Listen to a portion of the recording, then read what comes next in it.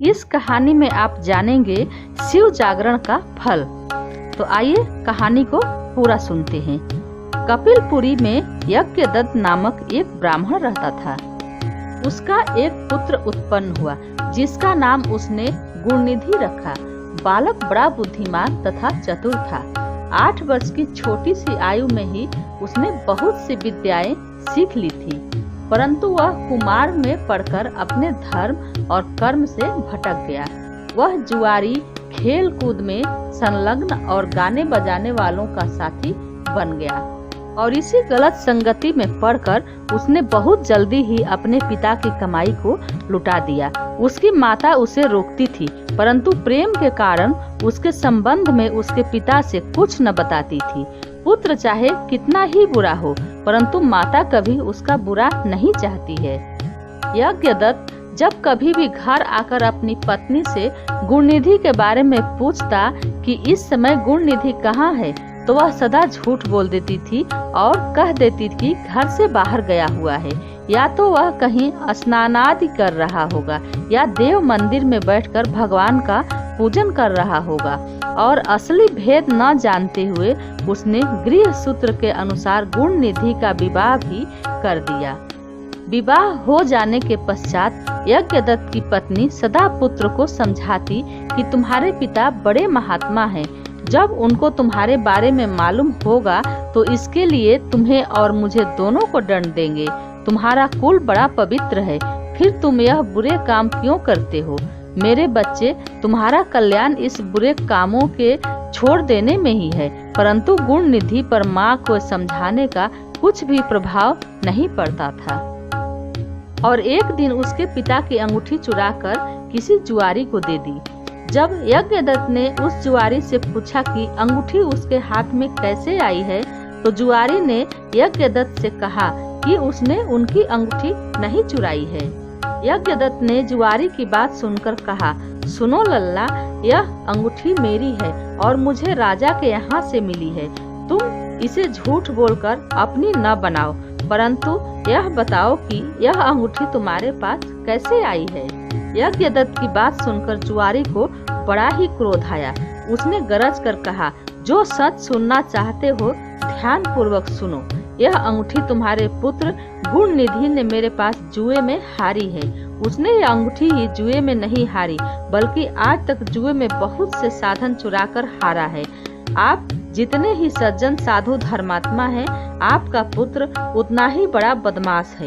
आप इतने बड़े विद्वान होते हुए भी आज तक अपने पुत्र की करतूतों को नहीं जान सके हैं। जुआरी की बात सुनकर यज्ञदत्त को मारे लज्जा के बुरा हाल हो गया। वह मारे लज्जा के मुंह ढके हुए तथा सिर झुकाए अपने घर पहुंचा और घर जाने के साथ ही अपनी पत्नी से पूछा कि गुणनिधि कहाँ है और वह अंगूठी कहाँ है जो कि उस दिन तूने उपटन करते समय मेरे हाथ से ले ली थी। यज्ञदत्त की बात सुनकर के उनकी पत्नी ने उत्तर दिया, वह अंगूठी मैंने यहीं कहीं रख दी थी, अब मुझे याद नहीं आ रहा है कहाँ रखी है। स्त्री की बात सुनकर यज्ञदत्त ने कहा, तुम झूठी हो। जब कभी मैंने तुमसे गुणनिधि के बारे में पूछा है, तुमने मुझे बात बनाकर टालने की कोशिश की है। अच्छा, तुम अंगूठी की बात जाने दो और मुझे बताओ कि घर का अन्य बहुमूल्य सामान कहाँ है। न जाने मेरे किन पापों के कारण मेरे यहाँ ऐसा पुत्र उपलब्ध हुआ। फिर जब उसने घर का दूसरा कीमती सामान देखा तो मालूम हुआ कि सभी बहुमूल्य वस्तुएं गायब थी। तब यज्ञदत्त ने हाथ में जल लेकर पत्नी और पुत्र को तिलांजलि दे दी और एक ब्राह्मण की कन्या से अपना दूसरा विवाह भी कर लिया। जब गुणनिधि को मालूम हुआ कि उसके पिता पर सारा भेद खुल गया है और उन्होंने उसे और उसकी माँ को तिलांजलि दे दी है, तो उनको बड़ा दुख हुआ। वह अपनी करनी पर पछताने लगा। वह भूखा प्यासा एक शिव मंदिर के पास आकर बैठ गया। उस दिन शिवरात्रि का व्रत था। लोगों ने शिव का पूजन किया, फिर तरह तरह के पकवान तथा खाद्य सामग्री उन पर चढ़ाई। जब लोग भगवान शिव का पूजन आदि करके मंदिर में ही सो गए तो गुणनिधि ने मंदिर के भीतर प्रवेश किया और खाने पीने का सामान उठाकर बाहर की ओर भागा। चलते चलते उसका पैर एक सोते हुए शिव भक्त से टकरा गया। फिर क्या था, उस भक्त का चोर चोर का शब्द सुनकर सभी लोग जाग उठे और दौड़ते हुए गुण निधि का पीछा किया और बहुत से नागरिक उन भक्तों के साथ मिल गए। अंत में उन लोगों ने दौड़ते हुए गुण निधि को पकड़ लिया और सबने मिलकर उसको ऐसा मारा कि वह मर गया। उसके मरने के साथ ही यमदूतों ने आकर उसे घेर लिया और निर्दयता पूर्वक उसे मारने लगे। उधर भगवान सदाशिव ने अपने गणों से कहा, गुण निधि बड़ा पापी है, दुराचारी और कुकर्मी है, फिर भी उसने शिवरात्रि का व्रत रखकर जागरण किया है, हमारे कुंजन को देखा है, हमारे दर्शन किए हैं। दीपक से लिंग के शरीर पर गिरती हुई छाया की इसने निवारण किया है। रात्रि में अपना वस्त्र फाड़कर उससे बत्ती बना डाली है। प्रसंगवश इसने हमारे गुणों का श्रवण किया है तथा ऐसे ही और धर्म कार्य किए हैं। अंततः वह हमारे लोक को आएगा और उसके पश्चात वह कालिंग देश का राजा होगा। तुम लोग वहां जाकर गुण निधि के यमदूतों के बंधन से उसे मुक्त करो, क्योंकि हमने उसे अपना लिया है। अतएव भगवान श्री सदाशिव की आज्ञा पाकर विमान पर बैठकर शूलधारी उसके पार्षद भी घटना स्थल पर आ पहुँचे और बोले, यमराज के गणों, तुम अब इस परम धर्मात्मा ब्राह्मण को छोड़ दो, क्योंकि अब इसमें कोई पाप शेष नहीं बचा। यमदूतों ने भगवान श्री सदाशिव के पार्षदों से कहा, यूँ तो आपकी आज्ञा हमारे सिर माथे पर है, मगर यह दुष्ट महापापी कुकर्मी, मांस तथा मदिरा का प्रयोग करने वाला, पर स्त्री तथा वेश्यागामी, माता पिता की आज्ञा न मानने वाला, चोर तथा जुआरी है।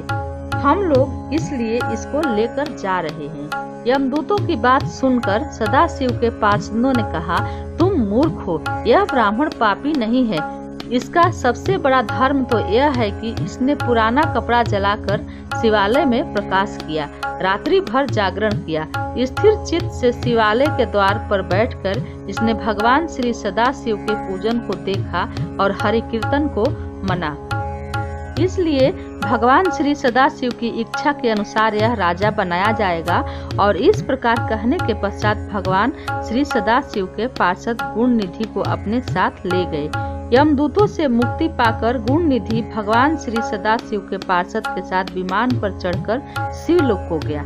यमदूतों ने जाकर सारा वृतांत यमराज से कहा, जिसे सुनकर यमराज ने कहा, जो व्यक्ति भस्म रमाये हुए हो, रुद्राक्ष की माला धारण किए हुए हो, शिवलिंग का पूजन करता हो, श्री सदाशिव के गुणों का गान करता हो, छल से ही सही उसके पास बिल्कुल न जाओ।